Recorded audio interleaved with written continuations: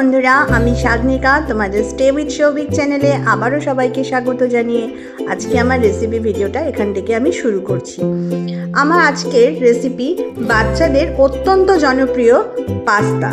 আজকে আমি তোমাদেরকে পাস্তা দিয়ে একটা টিফিন রেসিপি বানিয়ে দেখাবো। এর জন্য আমি এখানে নিয়ে নিয়েছি 1 বাটি পাস্তা। আমি পাস্তাটাকে ভালো করে বয়েল করে নিয়েছি।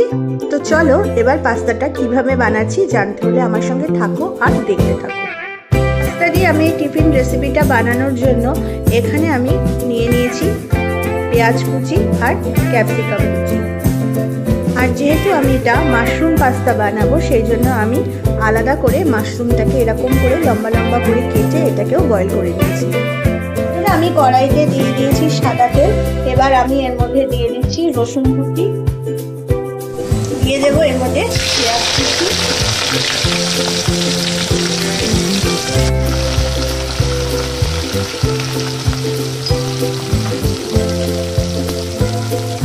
দিয়ে দেবো সামান্য পরিমাণে লবণ।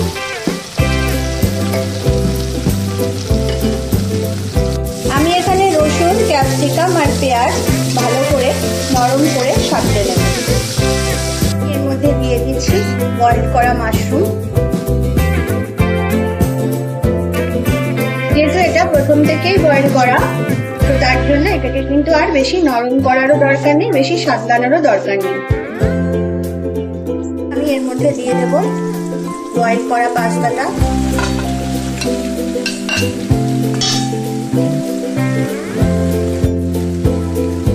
এর মধ্যে দিয়ে দেব পরিমাণ মতো নুন। ভালো করে নুন দেওয়ার পর সবকিছু ভালো করে মিশিয়ে নেব। এদিকে পেঁয়াজ, ক্যাপসিকাম, রসুন আর মাশরুম সব একসাথে ভালো করে পাস্তার সাথে আমি মিশিয়ে নেব। এর মধ্যে দিয়ে দেব হোয়াইট সস। আমি এই সসটা দোকান থেকে কিনে আনা সস ব্যবহার করছি। তোমরা চাইলে বাড়িতে এই হোয়াইট সসটা বানিয়ে নিতে পারো। যদি তোমরা কি করে হোয়াইট সস বানাতে হয় সেটা দেখতে চাও, এর ভিডিও আমি তোমাদেরকে শেয়ার করব। আমাকে তোমরা কমেন্ট করে জানিও। ভালো করে এবার আমি হোয়াইট সস আর পাস্তা মিশিয়ে নেব।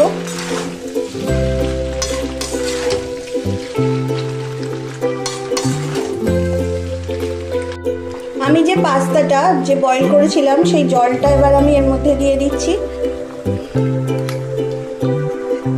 আমি এর মধ্যে দিয়ে দেব 2 থেকে 3 টেবিল চামচ মেয়োনিজ।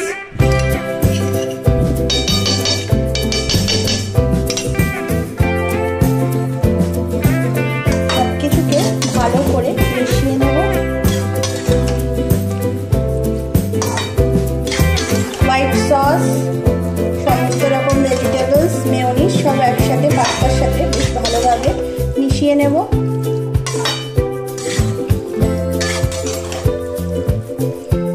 এবার আমি এর মধ্যে দিয়ে দেবো চিলি ফ্লেক্স।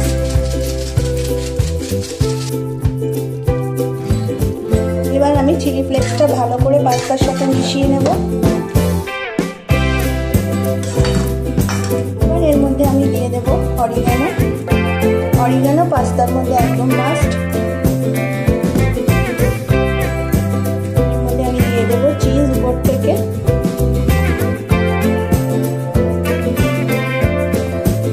সবকিছু ভালো করে মিশিয়ে নেব।